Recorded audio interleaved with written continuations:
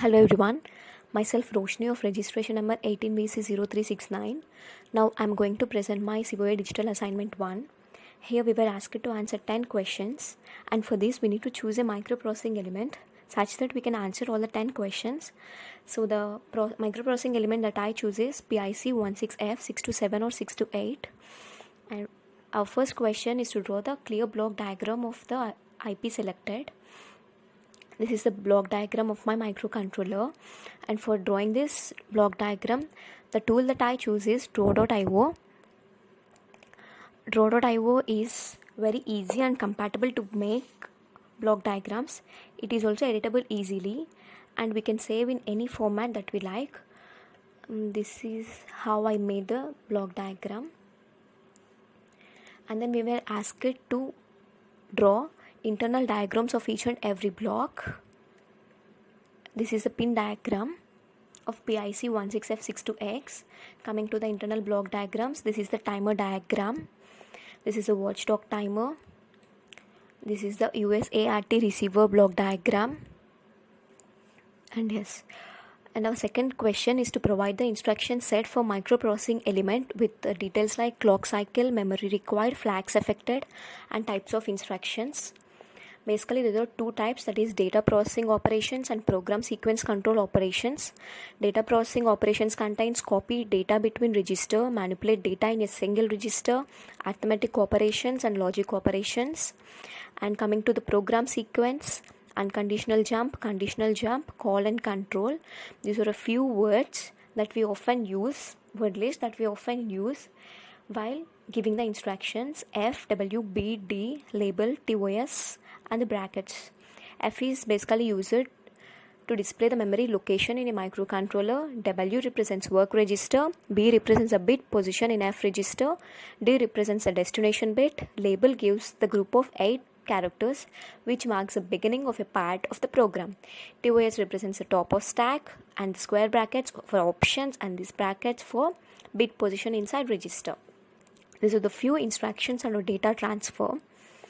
And here are the instructions related to arithmetic and logic, and few instructions for bit operations, and these are for control operators, and some other instructions. I took the help of instruction set of my particular IC in order to answer this question. And the third question is to explain the microprocessing element architecture. Basically, the family of PIC can attribute a number of architectural features found in RISC architecture, RISC microprocessor. And here the specifically PIC16F62X uses a hardware architecture. In hardware architecture, program and data are accessed from separate memories using separate buses, which improves bandwidth. It allows instructions to be sized differently than 8-bit wide data world. A technique of two-stage pipeline is involved to fetch and execution of instructions. And this is the block diagram of PIC architecture. At the same .io tool is used here also. And coming to the fourth question, we need to correlate the microprocessing element architecture, which we have already discussed in further modules. Here we just discussed about hardware architecture. Now we will be correlating this with the microprocessing element that we have studied. As we just discussed, hardware architecture is a digital computer architecture whose design is basically developed to overcome a few drawbacks of von Neumann architecture. Von Neumann architecture, this is the block diagram of von Neumann architecture.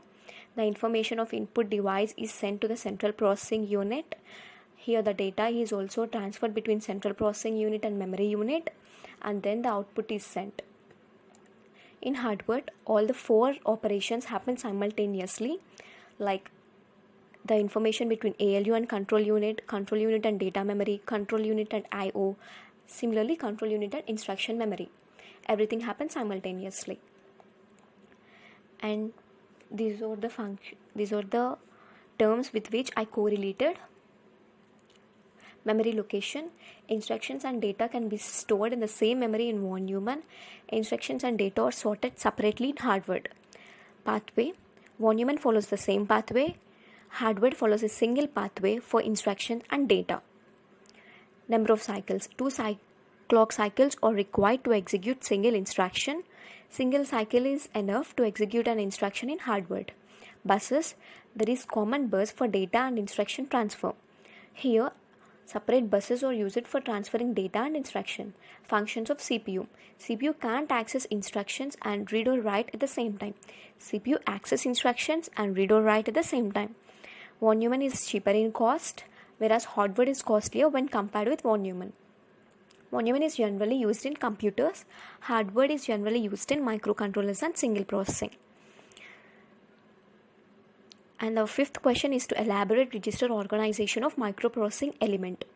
Here are the addresses of the registers, and this is the name of the register, and this is the function of the register involved in the microprocessing element.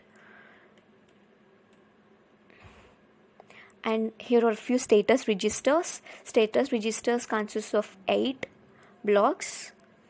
R represents the readable bit, W is writable bit, or W0. In the sense, this bit is readable as well as writable.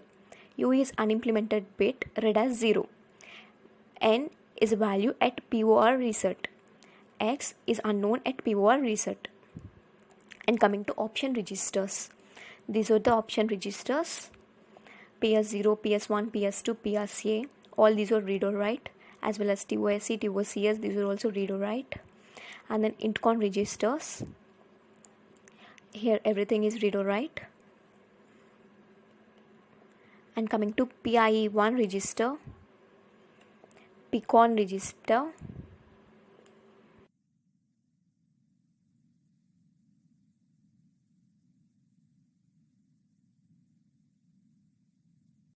Sixth question is to explain the type of algorithms used for signed or unsigned calculations, and these are the two algorithms for addition. Syntax add LWK, and the other syntax is add WF F, D. Operation involved is when the contents of W register is added to a constant K, the result is stored back in the register W. Here the flags affected are C, DC and Z. And coming to the example, before instructions, the content saved in W is 0x10. When we use the instruction add LW 0x15, 15 constant is again added to this instruction, and hence after the instruction the content in the W register is 0x25. And similarly for syntax add WF F, D, here there are two possible storages of the result. When D is 0, the result is stored in W register, and if D is equal to 1, the result is stored in F register. Operation involved is when F register content is added to the contents of W, the result is stored in D. And coming to the subtraction now. Syntax is sub LWK. Here the operation involved is when the contents of W register is subtracted from constant K, result is stored back in the register W. And the same flags were affected here also, C, DC and Z. K is from 0 to 255. Before instruction, W is 0x01, carry is X and Z is also X. When we start the instruction sub LW 0x03, the content of 0x01 is subtracted with 0x03, and after the instruction carry becomes 1 and W is 0x02. Here this happens when the result is greater than 0. Similarly, when the result is 0, the carry is 1 and Z is also 1. When result is less than 0, the carry is 0 and Z is also 0. W is based on the result added, and by using the syntax sub WF F, D. Here the same as we discussed before in add WF F, D. If D is equal to 0, the result is stored in W register. If D is equal to 1, the result is stored in F register.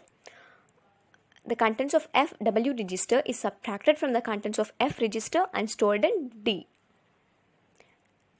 The flags affected are C, DC and Z again. So when the result is greater than 0, the carry flag is 1, W is 2 and Z is 0. When the result is 0, register is 0, W is 2, C is 1 and Z is 1. When the result is less than 0, W is 2, C is equal to 0, Z is equal to 0. Now for multiplication. The syntax involved is and LWK and WF, F comma D. Operation that we use is W dot and dot K, and the result is stored in W register. Here the flag affected is only Z. And LWDX5F. So before instruction, W is 0x83, that is this in the hexa binary form. After instruction, the multiplication process is done and the result is 0x03. This will be stored back in W. And WF, F comma D. If D is equal to 0, the result is stored in W register. If D is equal to 1, the result is stored in F register. Similarly, the example. Flag affected is only Z. Now, 7th question is to find what type of control logic unit used and correlate its performance with the type of control unit in module 3 in our syllabus. A PIC microcontroller integrates all types of advanced ports and memory modules. Control unit used here is hardwired. This controller has feature to operate with high speed and it is also very flexible. Hardwired control unit involves a control logic to be implemented with flip-flops, gates, decoders and other digital circuits. Hardwired control consists of 2 decoders, 1 sequence counter and number of logic gates. Now we correlate between hardwired and microprogramming control unit. The approach involved in hardwired is security approach.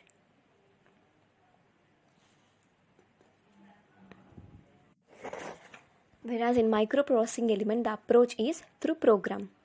The mechanism involved in hardwired is it generates control signals to execute the instructions in a proper sequence. Whereas in microprocessing, each control signal differs from other depending on a bit pattern. Hardwired control is faster when compared in microprogrammed controller design. In hardwired, RISC instruction is followed, whereas in microprocessing, CISC instruction is followed. In hardware, the instructions works for only simple instructions, but microprogramming works well for control instructions also. The control memory is not required in hardwired, whereas control memory is required in microprogramming. Hardwired is more costlier. Microprogramming is cheaper than that required for hardwired. This is a block diagram of hardwired and this is the block diagram of microprogrammed control unit. Here for hardwired, all the instruction decoder instructions, external input instructions, conditional signal information, step counter information is all sent to the control signal generator, and from here the information is passed to hardwired control unit. Similarly, in the microprogramming, the instruction register is first passed to the microprogrammer address generator, from here to the control store and then to the control unit organization. Our 8th question is to explain the memory management system in the processing element selected and to list the addressing capabilities, memory mapping techniques followed, and then we need to find average of memory, advantage of memory design and management technique over the concepts given in module 4. PIC memory organization comprises of 2 different memory organization: program memory, data memory. Program memory. This has a 13-bit program counter capable of addressing 8K cross 14 program memory spaces. 8K address with 8K address program memory space, 14 elements. These are the 8 stack levels in the program memory, and then the interrupt vector and then the reset vector. Coming to the data memory. Data memory is mainly divided into 4 banks: bank 0, bank 1, bank 2, bank 3. When RP1 and RP0 both are 0, bank 0 is selected. The location for these registers are given here. When RP1 is 0 and RP0 is 1, bank 1 is selected. When RP1 is 1, RP0 is 0, bank 2 is selected. When both RP1 and RP0 are 1, bank 3 is selected. These were implemented as static RAM. Direct addressing and indirect addressing modes. Data memory, here are the 4 banks, 00 for bank 0, 01 bank 1, 10 bank 2, 11 for bank 3. Here we select the bank RP1, RP0, and then here we select the location. Similarly for FSO register, bank select and the bank location. Advantages of this memory design and management techniques. Hardware architecture has separate memory for data and instructions, as we already discussed. Both instructions and data can be fetched at the same time. It is also a very comfortable way to the users. This is basically used in modern CPU CAD system. Fetching instructions and data occurs simultaneously. And our 9th question is to elaborate the pipeline and parallel processing capabilities of the unit and hazard management technique. Pipeline. The instruction cycle consists of 4 queue cycles, namely Q1, Q2, Q3 and Q4. In this pipelining, a fetch cycle begins with the program counter increment in Q1. During execution cycle, the fetched instruction is latched into the instruction register in cycle Q1. Data memory is read during Q2, which involves operand reading, and written during Q4, that involves destination write. So the instruction is fetched in fetch 1 and then executed in execute 1. Similarly, in fetch 2, the information is fetched and then executed in execute 2. It happens in the same way for the 4. Parallel processing capabilities. It will run many threads, each is independent. Processor time is divided between threads. Threads or for sequence for many purposes can run at the same time. Threads can be easily added without affecting application performance. RAM variables, special timers can be shared or dedicated only to one thread. Threads can be prioritized. And then the technique involved in order to manage these hazards. A hazard occurs when 2 or more simultaneous instruction conflict. There are 3 types of hazards: data hazards, control hazards, and structural hazards. Data hazards arise when an instruction depends on the result of a previous instructions in the pipeline by the overlapping of instruction. Control hazards arise from the pipelining of branches and few instructions that makes the changes in PC. Structural hazards usually arise from resource conflicts. In few cases, hardware cannot support all possible combinations of instructions, which leads to overlapped execution. And now, in order to avoid these hazards, few methods can be followed. A stall or a bubble in the pipeline can control unit stops the instruction fetch mechanism and puts knobs into the pipeline. This makes a sensitive instruction to work alone.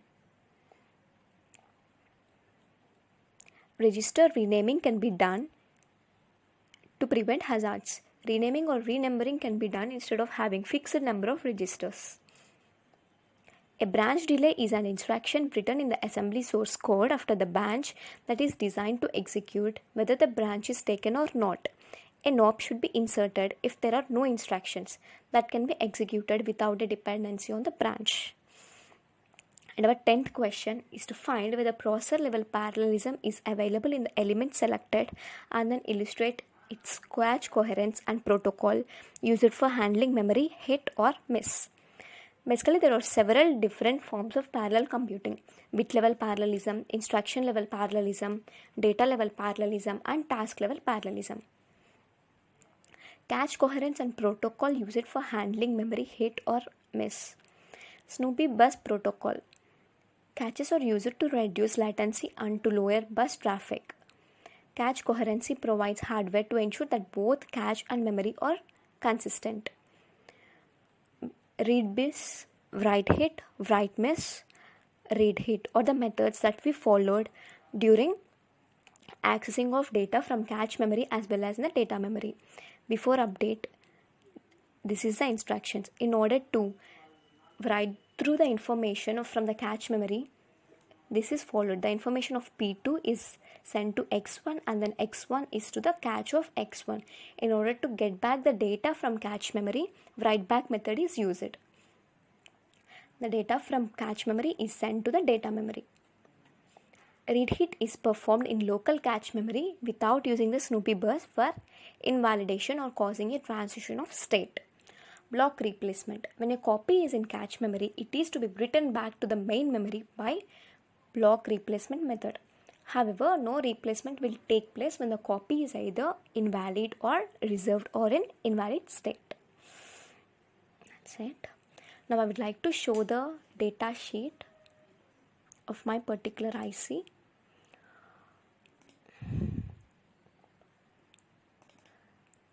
This is the data sheet of PIC16F62X. Block diagrams, instruction set, all the details of timers are all present here. And then instruction set. This consists of several number of instructions. That's it.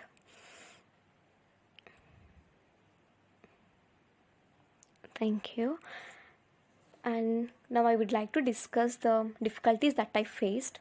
Firstly, searching for a proper microprocessing element such that the related data is present, and also checking if no one else is selected is really a bit time taking.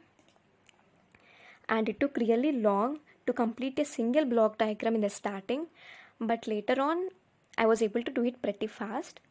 And then the register organization part, I think 5th question. Register organization. Since there are many register organization, tabulating all them was also time taking. And hazard management techniques, I need to browse many websites since it is not available in the chosen data sheet. So gathering all the information from the website and understanding it took really long. And I need to mention that I learned a lot when working an assignment. It really took a long time, but it's really helpful. We gained a lot of information. Thank you.